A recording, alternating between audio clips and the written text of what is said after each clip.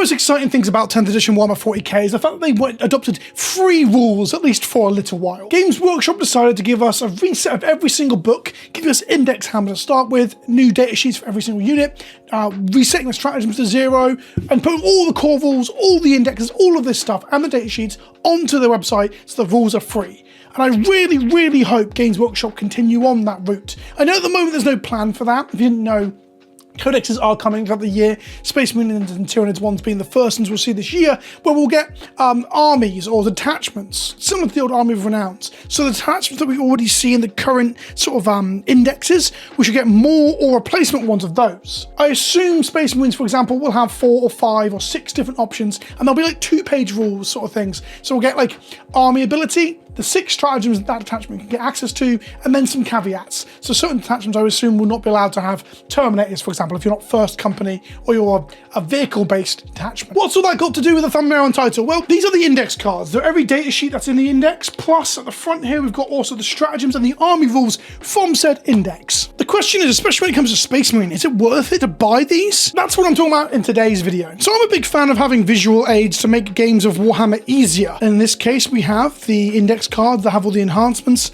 all the army rules, all the detachment rules, all the stratagems, and then every single data sheet in the index, with the data being on the front for weapons and abilities, and the back telling you what leaders can attach to, war gear options, and unit composition. And if I'm honest, I really, really like these. These are neat and they are tidy. They are a good size. I don't know if I can get hold of sleeves to sleeve these. There will be sleeves available in the secondary market for like board game sleeves, so I'm going to try and probably get some. And I'll probably end up picking up most of these for the armies that I play, because I like to have these on the side of the table so I can look at them easily. I can probably hand them to my opponent if they ask me what a unit does and I'm doing movement or something. I can hand them the physical card to look at, although obviously everyone has access to the app right now, but not forever, so that's not free either.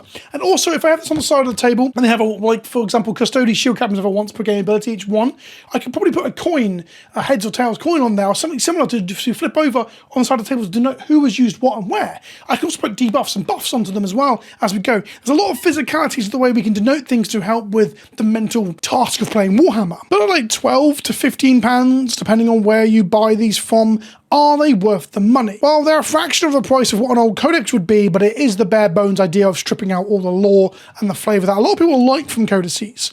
There are people that I've met who only play very casually but still pick up the codexes because they want to read them. They want to have a look through the codexes. This is bare bones. This is an absolute lack of lore in the interest of making it a playable game piece and an efficient use of space to make them clear and usable. I've already explained that I think the use of them on the side of the table, being able to hand to opponents, being able to be used to space units that are in reinforcements, units that can be brought back from that unit, all like counters and similar, I think there's a really good use of table space in terms of, well, I guess it can make the table a bit crowded, but using table space to make the game easier. But is that worth the money? Is that worth the cost of admission? Well, there's a few issues here. It really depends upon one absolutely vital part of information. Is this Hellblaster squad, as an example, going to look like this in 2 months' time? This, dear viewer, is Chaos Demons Codex. I didn't buy World Eaters or Astra Militarum. A, I don't play Astra Militarum, and B, although I'm painting up World Eaters, I knew it was coming, that 10th edition was on the horizon, right? We all had those inklings, those rumours. This book, I got like a year out of it. If I bought Codex World Eaters, I would have got less than 6 months out of it. I probably would have got maybe 1 event out of it. Is it worth buying something that will be obsolete so fast? Is it a waste of money? With the codices, in a way, I can still fan through this. I can still read about Be'lakor. I can still read all the fluff for the first half of this book about what it is to be a Chaos Demon, the stories of their existence in the Warhammer 40k universe, of what the 4 gods do and don't do. These index cards don't have that benefit at all. That's not a thing they do. So, are they going to be usable game pieces? The most important part. The Codex books, all out of date. A whole shelf. I've got a shelf of 7th, 8th and 9th edition books now, all out of date. Are these cards going to be out of date in a few months' time?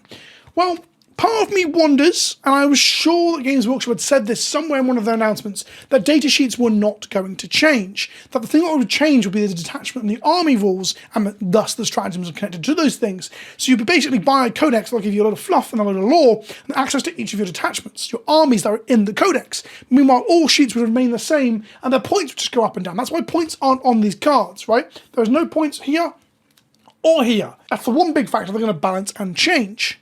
We've already seen it, by the way. If you've not been paying attention or you're not aware, in order to debuff all towering units in the game, or to address the issue that knights are too good, they've increased the point value of all units with towering in the game.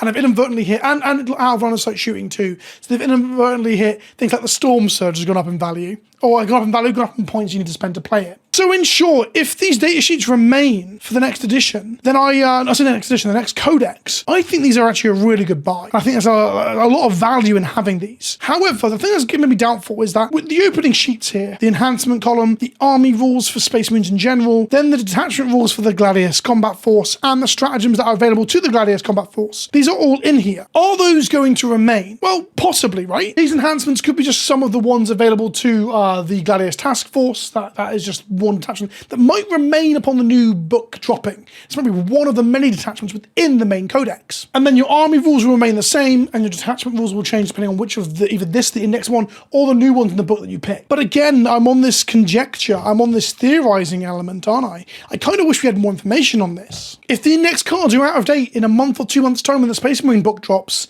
it's gonna suck. And that would make them not worth the money. So it's really hard for me to say because the whole information isn't out there. I'll tell you what, this side-fitting box they put them in, it's just not practical. I wish it was actually like a box like the Horus Heresy miniature boxes. Something like this, but like larger for the cards would have been much better. So you can just like pile them out, put them back in. You know, that'd be more to the side-fitting thing. I think that's a bit impractical. There is more value inherent, I guess, in like the Orc ones, for example, that I've already picked up, because the Orc rules are not going to be absolutely changing anytime soon, because, well, the Orcs are further along on the timeline. Autumn 2023, we have Nids and Space Marines. Winter 2023, we have Adeptus Mechanicus and Necrons. And spring of 2024, we're getting Dark Angels, Orcs, Adeptus Custodes, Tower Empire, and Chaos Space Marines, which means the Orc one is at least valid for a few months. So if I'm going to be playing with these at events or at the store or anywhere, I think then they're actually more worthwhile. The other one I'm thinking of picking up are Custodes and Sisters, the other armies that I play quite a lot of. Again, Custodes is spring next year and Sisters is later next year. So they're going to be a bit more valuable. But on top of all that, we've got the need for errata and changes to sheets already. As you can see with the Primaris Captain, he is a leader, which means he can lead any of the units on the back here. The Karavis Captain is missing the leader keyword, so he can't actually attach to any of these. I mean, as intended, you can assume he can attach to them, but rules as written, he can't.